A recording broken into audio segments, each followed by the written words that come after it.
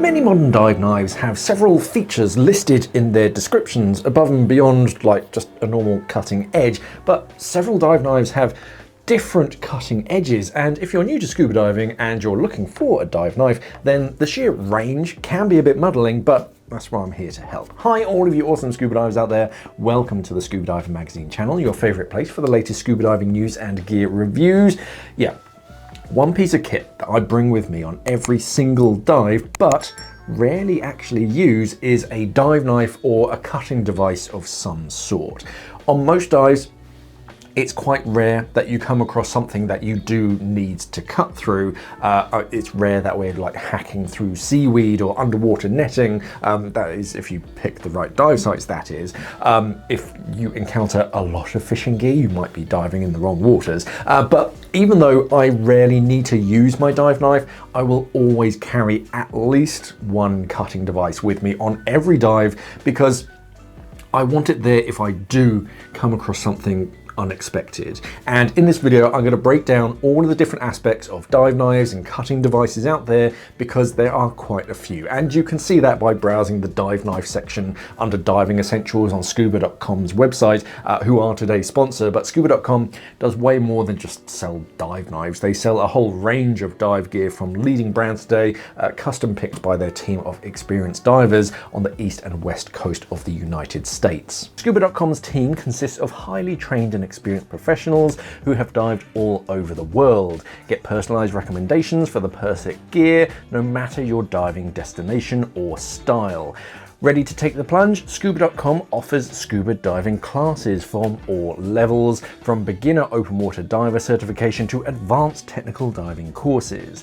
If you're looking for the ultimate underwater adventure, Scuba.com curates diving trips around the globe to exotic destinations. Dive into a world of possibilities with Scuba.com.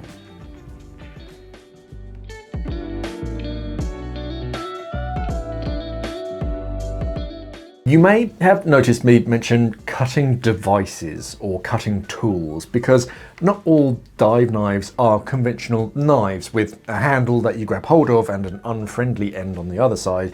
In some circumstances, it's better to have something more akin to like trauma shears, or like this, like a Z knife, to avoid cutting something nearby like your buddy or your equipment.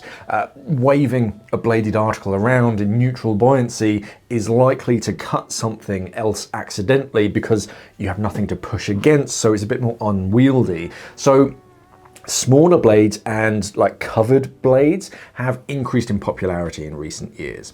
The classic dive knife design is still available, and they do certainly have their place in your kit bag. You can cut through most soft obstacles quite easily with a dive knife, and they give you a good grip, especially when you're wearing gloves, because you've got that handle. You don't want anything too fiddly when you're wearing gloves in the water, especially if you're trying to hack through something thick. You want a decent handle to it, so that's where dive knives come into their own. Cutting shears are great for control, because they're just a fancy pair of scissors, but they can struggle with thicker obstacles like rope. If you can't get it right into that like crux, it is quite hard. If you need to remove gear though from an unresponsive diver, they're great.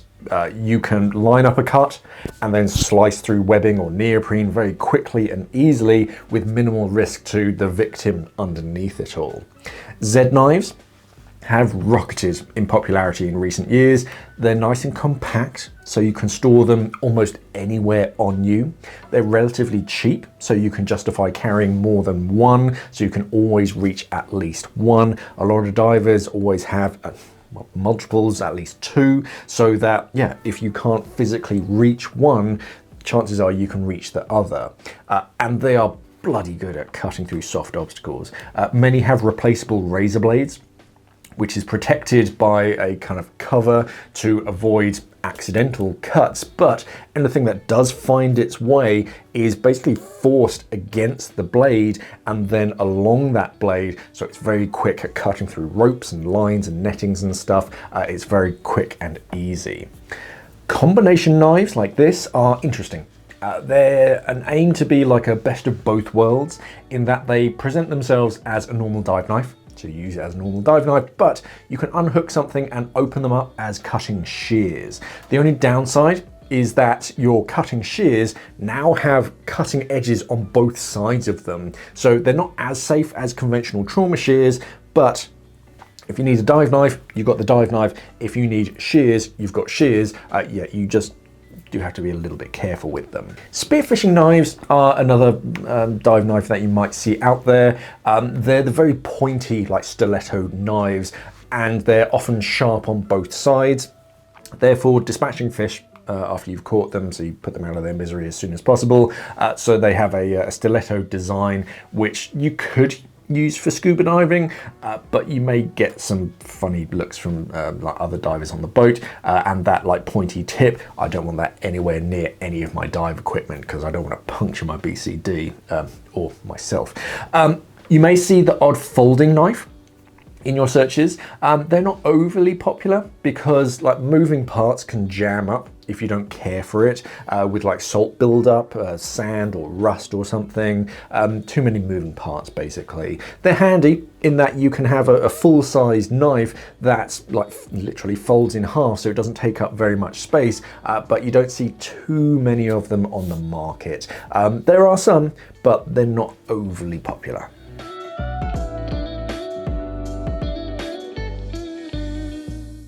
There are several cutting edges available, with the basic being a straight cutting edge. This is a good all-rounder and the easiest to sharpen if it ever dulls, because it's just a straight, well, a slightly curved, but it's straight, so you can sharpen that quite easily. You get a nice clean cut, but for anything thicker or tougher, it can struggle, so I tend to use a serrated edge. Serrated blades are good for sawing through thicker obstacles like rope and fishing nets.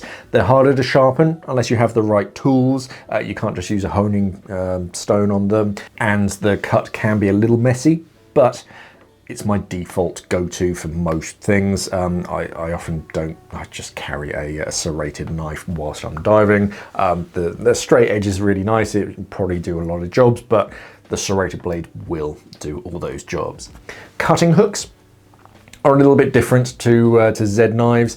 You'll find on some knives a hook built into the blade with a circular ground cutting edge inside that hook. These are designed for things like fishing line. With the ones that I've tested over the years, I've sometimes struggled to cut through things, and it's easy just to use the long cutting edge. It's a feature that I'm not too fussed about seeing on a dive knife. It's there for, yeah, if you've got a single filament of fishing line or something, you can get it in that hook and just yank it and it should cut through. Personally, the ones that I've tested have always been just not sharp enough, and it's a bit of effort, whereas if you just use the normal straight cutting edge, it's quick and easy.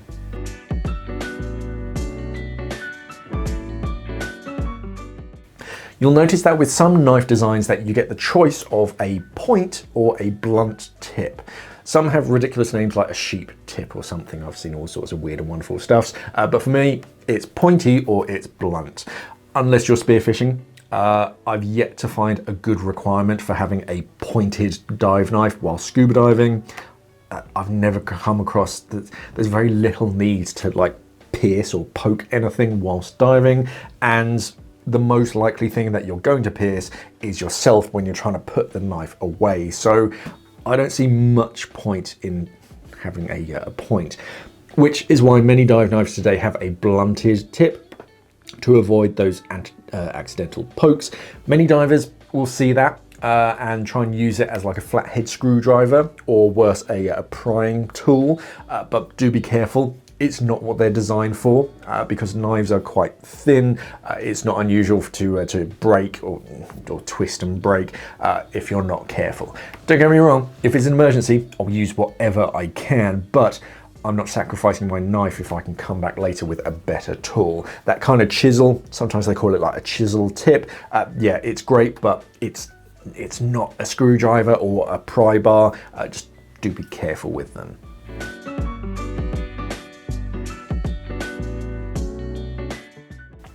You may notice a fair few dive knives today have tools actually built into them to make them more multi-purpose. Instead of just being a knife, it does a few other things, including bottle openers, which seems a little irresponsible after, or especially before a dive, but I don't judge. I've seen everything from glass breakers to hex keys and shaft straighteners. Shaft straightening, again, for spearfishing. If your spear gets bent because you hit a rock or something, you can straighten it out whilst you're in the water with your dive knife. Some, you'll notice, have a metal pommel to them. That's their, really, I've seen one, they called it a communication device, and it's just like a round piece of metal. It's so that you can bang your cylinder to get your buddy's attention. Just obviously be careful waving your knife behind your back so you're not cutting hoses or the wing of your BCD. But yeah, that's kind of what it's there for.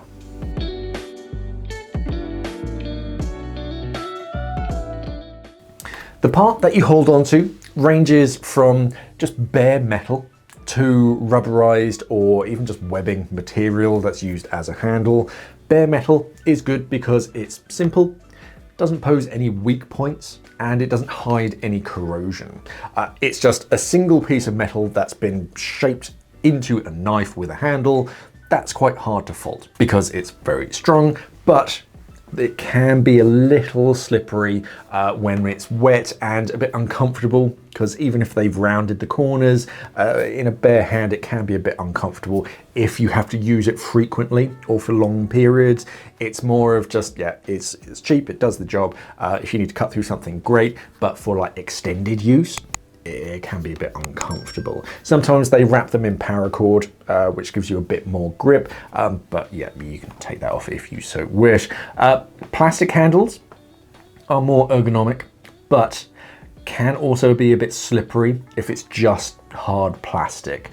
Look for grippy details on the handle to give you some grip, and most importantly, flared parts just where your fingers are gonna go before the sharp bits of the knife, so that your hand won't accidentally slip onto the blade if you're pushing on it too hard.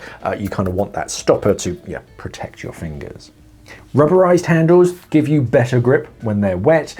There's not much downside to a rubberized handle other than they can be a bit more fragile because it's literally softer. They're not going to fall apart by any means, but they're softer than hard plastic or metal, so if you do ding it against something, just the handle, you might get a little dent.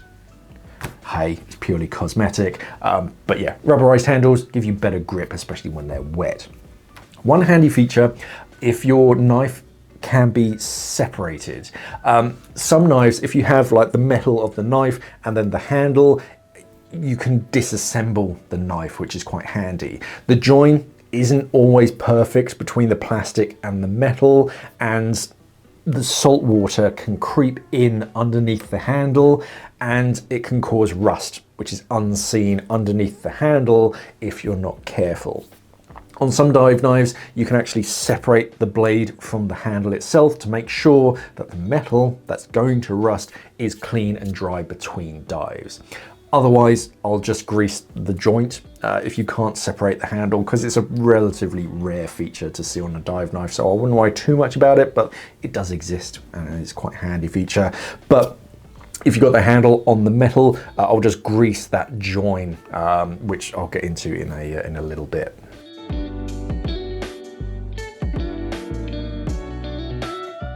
Bladed tools obviously need something to keep them safe when not being used. We're not diving around just holding them at the ready. To just keep that blade just protected, you need a sheath. Folded knives are their own sheath to keep the blade contained. They often have some kind of locking mechanism, which includes like pressing down on a spring-loaded button or a section on the handle to fold it back after you're done, so it locks open. You push a button and then you can put it back in. The most simple sheaths only require compression to hold the knife in place. They're typically made from webbing or kydex, and you just push the knife into the sheath deep enough that it won't fall out, but you can pull it out with a strong enough yank.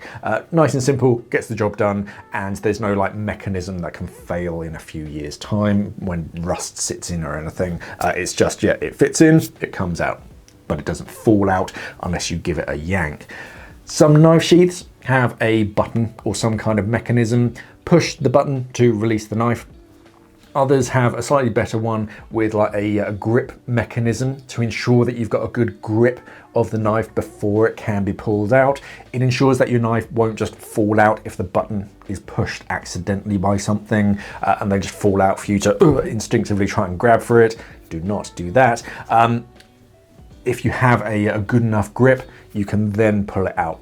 It's just quite a smart mechanism. I have one knife where you push a button and then you can pull it out about a ½ inch before there's a notch that you then have to lift the knife up and outwards to ensure that, yeah, if you push the button, it'll come out a little bit, but you physically have to like twist it and pull to actually release it. So smart things to prevent them from accidentally just falling out. A lot of spearfishing knives have a small rubber loop just around the pommel of the knife. The knife slips into the sheath easily, but it will just fall out if not for a small loop that's built into the sheath that just loops over the handle. It's simple and effective. When you need the knife, you can just grab that loop, lift it up, and then you can grab the knife. There's no real mechanism other than that little rubber loop.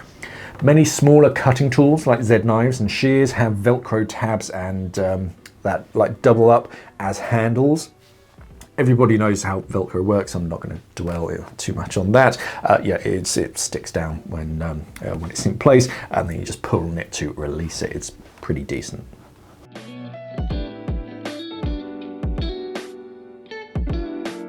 Where and how you mount the tool can be limited on its design. Bigger, like old school dive knives, are typically relegated to being strapped to your leg or like a shoulder D-ring. Strapping a knife to your leg helps with like the heritage feel of diving. It does add an extra task when you're kitted up, or when you are kitting up, you have to reach down and strap your dive knife on, and then at the end you have to take it off. That of course has an additional benefit in that it's harder to neglect your knife between dives and forget to like wash and dry it, because you're physically handling it at the end of every dive. So then you constantly go, I need to wash that. Look for rubber straps and horizontal mounting points built into the sheath itself. They're still very common on most designs today, but mainly on the larger dive knives. So if you're wanting to mount it to your leg, check it out. You often see the straps listed or like pictured. Some will have a single 2-inch wide slot built into the sheath, which is made to thread onto the harness of your BCD, usually the waistband. 2-inch webbing is the industry standard on like back plates and harnesses. So you can very easily thread it onto your waistband. On more recreational BCDs, it's a bit of a free-for-all, but you might be able to fit it onto some. It's just one of those, measure it first to make sure it'll fit. But if you have a strap like this, then you can strap it to an arm or a leg. Many divers strap a small Z knife to their dive computer on their wrist. You thread the dive computer strap through that loop. You've got lots of options when it comes to like Z knives like this. Hose mounts let you bolt the knife to a standard diameter hose. It's good if you own your own regulators, but if you don't own your own set, then it'll take too long to mount it to a rental set, so don't worry about that. Many mount it to the BCD inflator hose, so it's just very easy to find. If you can find your inflator hose, you can find your dive knife. Just be careful, obviously, not to damage the hose when you're putting it away, because it's in quite close proximity to one of those hoses. BCD mounts are also fairly common now. You'll see on quite a few BCDs a pair of holes or grommets just on the waist section, especially on jacket style BCDs, but you do see it on some wing style BCDs now. Some knives will come with a pair of bolts that you screw into the sheath and it basically bolts it onto your BCD on your waist. Just be careful about how far apart those grommets are. We haven't settled on a universal distance yet, and the brands of course want you to only buy their brand, so do make sure that you know the distance between the grommets on your BCD and on the knife to make sure that they'll fit. Just ask the dive center first if you can measure that distance. Some knives are made to just like clip or hook onto something. They tend to be a bit more like industrial designs where a dangling knife isn't the end of the world. They'll be nice and secure and they're practical, but they're a bit messy for recreational diving, where if you're not planning to use it, you don't need a big knife just dangling off of your shoulder. Pocket clips are quite rare. With all of our equipment, and especially when I'm wearing thicker gloves, it's not unusual for something like a knife to fall out when you're fumbling, so they're quite rare. You don't see too many of these, especially whilst actually diving.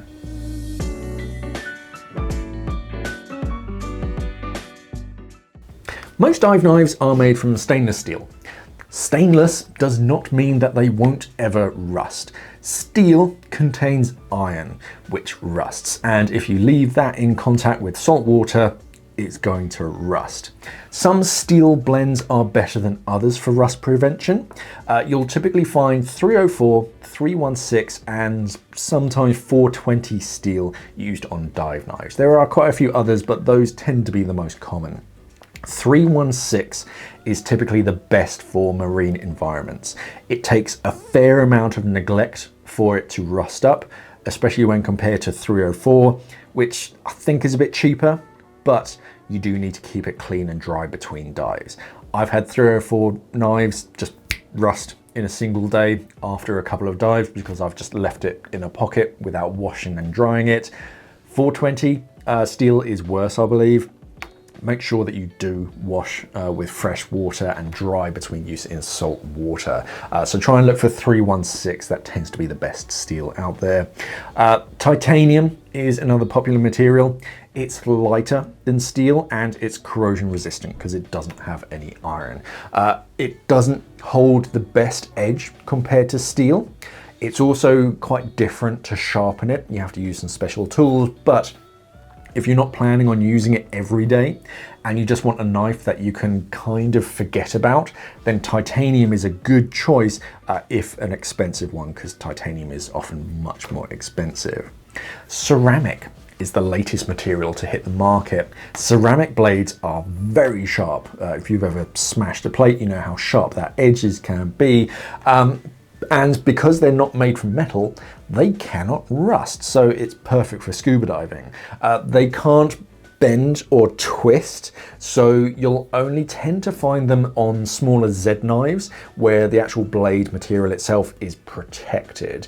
And if you're unlucky enough to chip the blade, it's quite hard, literally, to sharpen again. So it's one of those things where if you use it right, it's really good, and I've heard amazing things about like people cutting through some pretty hard obstacles with a ceramic blade, but I'd still be a little bit careful just in case. When you're looking at knives, be careful about coated blades. Not be careful as in like they're bad or anything, or particularly common, but I have seen some things sold as like titanium shears when they're actually titanium coated shears if you read the full description. It's made from steel, it's just got a titanium coating on the outside. It helps to prevent the salt water from actually reaching the steel because you've got that like outer layer of titanium, but it's a lot cheaper than solid titanium. It's just important to know, especially if you sharpen or scratch that coating, because as soon as you scratch the coating, then the salt water can get to the metal underneath it. You can also find black PVD coating on some knives that provides a physical barrier pretty much everywhere on the knife except the actual cutting edge itself. They'll put the knife through the PVD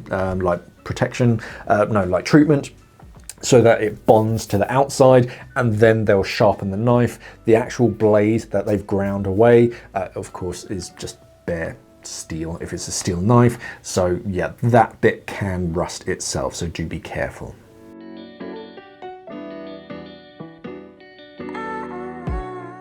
With any steel knife, before it touches the water, I'll put a thin layer of grease, like silicone, all over the exposed blade, especially where the metal meets the handle, to keep moisture from getting in or physically touching the blade. After the dive, give the whole knife a rinse with fresh water and dry it thoroughly. Surface tension of water is a real pain because the water will stick to the surface and you'll get little spots of rust if you're not careful. Also, check the sheath. Divers often neglect the sheath. They focus on the knife itself and then just leave the sheath like covered in salt water. But the sheath often contains like metal springs and steel parts. The screws that hold them in place, they can rust. So keep them clean and keep them dry between dives, and give them a coat of grease if you can reach them. If it's something on the inside, obviously don't disassemble everything, but if you can see some exposed screws or something, just give them a little dab of like silicone grease, just to again prevent that moisture from actually getting to them if it can be prevented. If your dive knife does rust, then if it's light rust, it can be just rubbed off with a towel or sometimes a toothbrush if it needs a bit of a scrub. If it's a bit more stubborn, give it a scrub with acid, like white vinegar. I've even seen some divers soak a rusty knife in a popular branded cola drink. There are plenty of remedies out there for rust if you search online, but the best thing is prevention. So after the dive, give it a quick flush with some fresh water if there's some available, and then make sure it's dry. Just pat it dry with a towel so that the salt water doesn't stick to the blade itself.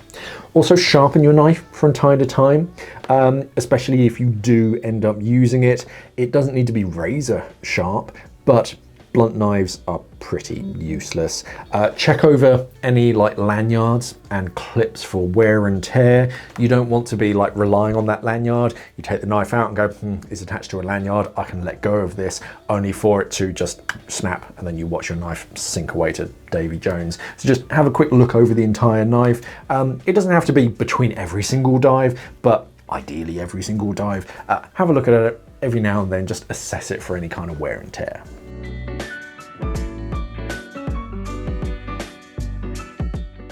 The most common obstacles that we face in the water is going to be things like fishing line, fishing kind of netting, and like dive equipment. You might get some like underwater foliage or something, but it's usually something to do with fishing or actual scuba diving equipment. Fishing line is dangerous because it's a thin, very strong filament that's often designed to be invisible when it's in the water, so you don't see it until it's too late, and they quite often have barbed metal hooks on one end of them, so as scuba divers, we do not like them. Pretty much any tool is suitable for fishing line, whether it's a Z knife, a proper dive knife, or like trauma shears or something. A single piece of filament is quite easy to dispatch with pretty much any cutting tool out there. Netting, however, I'm reaching for a serrated knife. Unless there's like a single piece that I need to cut through, I'm going to be sawing through that. Shears can be quite good for like precise cuts, and Z knives will work, but you'll probably dull the blade with lots of repetitive cuts. It'll do the job, but you'll probably need to replace or sharpen that blade fairly soon. Netting can be nasty because it like wraps and tangles, and sometimes they have floats, sometimes they have weights, so they can move in like weird and wonderful ways, and of course the last thing that you want to do is get caught up in something that's specifically designed to catch things. So each individual like cut and strand, you do have to be quite careful, which is why shears are quite good, but sometimes you do just have to hack through it and saw through it. There's also lots of it. A long length of like a single strand of fishing line can be a pain when you're trying to like reel it all in, but netting requires multiple cuts and tending as well. So obviously don't do it yourself. You want to make sure that anything loose doesn't wrap you up, and if there is a substantial amount of underwater ghost gear, if you're untrained, it's best just to like mark the location and advise someone who is properly trained. Equipment like webbing for your BCD and like neoprene of your wetsuit, I'm preferring trauma shears or Z knives for the safety aspect. If I'm unresponsive in the water or even out of the water, you have my full permission to cut away all of my dive gear. I don't want someone faffing around trying to find like clips and how they work and trying to get me out of my BCD. Just cut the thing off. Webbing is really easy to cut because it's pretty thin, but you do need to be careful of what's underneath. So I don't want you like wielding a really sharp knife just around my chest. The same with neoprene. Neoprene cuts quite easily, but it has 2 layers of material with like a foam in the middle that you need to cut through, and shears make that very safe and easy without cutting the diver underneath it. Anything harder, like metal wires, I'll just be bringing something that's specifically designed for cutting metal, like diagonal cutters or a hacksaw. I've used hacksaws underwater before, a proper metal cutting tool. Most dive knives, they're only made for like soft obstacles and like emergencies. Anything harder, and you really need to come back with more appropriate tools. Most of it comes down to what you're actually planning on cutting.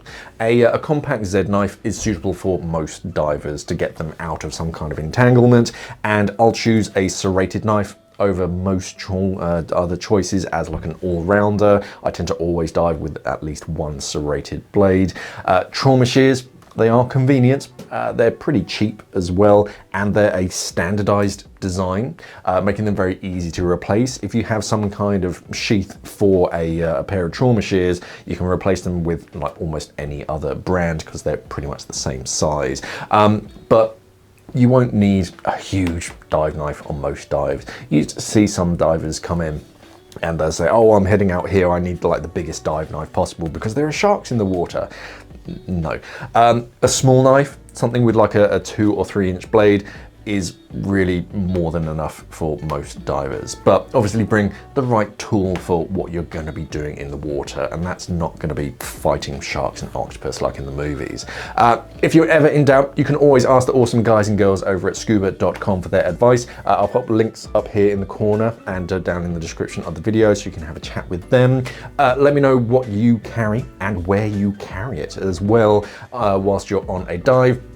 And of course, remember to subscribe to the channel here if you're not subscribed already. Thank you for watching, everybody, and of course, safe diving.